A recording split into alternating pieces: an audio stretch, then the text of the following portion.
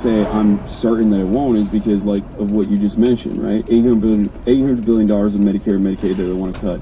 Mike Johnson goes on stage, says, goes on Caitlin Collins on CNN and says, oh, there's a lot of fraud happening.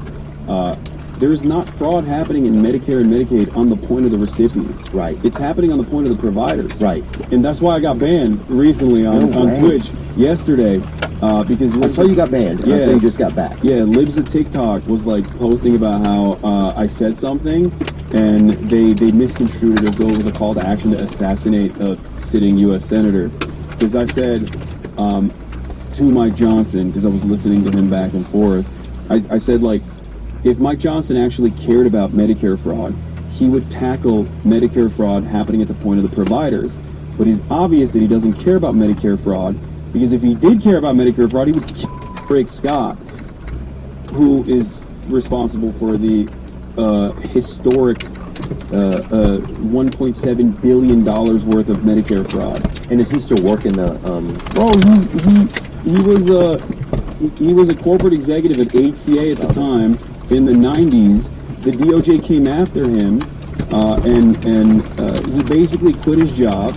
He got a $10 million compensation package after doing $1.7 billion in the private sector fraud. And then came and worked in the private sector. He got $300 million in stock options.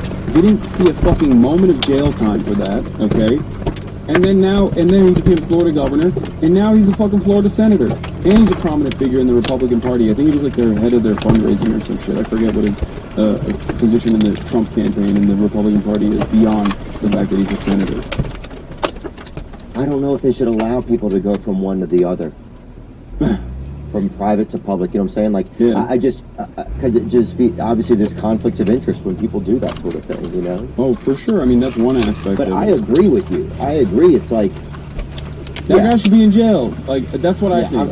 I think if you do $1.7 billion in Medicare fraud, you should be in fucking jail. Like, what are we talking about? You shouldn't be a Republican senator from Florida. Yeah, it says. Right here, Rick Scott's role in the Columbia HCA scandal. In 2003, Rick Scott's company, Columbia HCA, the largest private hospital chain in the U.S., was found guilty of defrauding Medicare. The company was forced to pay $1.7 billion, a settlement that was the largest medical fraud fine in U.S. history at the time. Scott, who was the CEO, left the company with a $10 million severance package after this scandal. $300 million in stock options, too. Wow. So do you start to wonder, so this was when he was in the private sector, right? Yeah. So it's, what's going to be different if a guy comes over from that private sector to the public sector? It's this, like... He's the richest congressperson, by the way. Is he really? Yeah. Fuck that, man. Give us some fucking money. I think people should only be able to have a certain amount of money. Yeah, I mean, look, I don't necessarily care about how much money people have. I care about how they make their money. But no, I agree. How does this guy... How do you keep like this LeBron James. Right. 50,000 points. He crossed over that boundary. 20 plus years of dominance in the league. He gets paid a wage. He's a what is known as one of the few people that's like a wage billionaire, basically. If he makes that kind of money, that means he's making somebody else a fuck ton more money, right?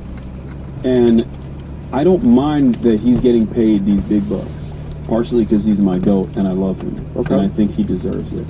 But also partially because he's not making that by like hiring people and then forcing them to work to the bone. He does have businesses. He's also obviously an owner of capital as well, so he does capital accumulation as well.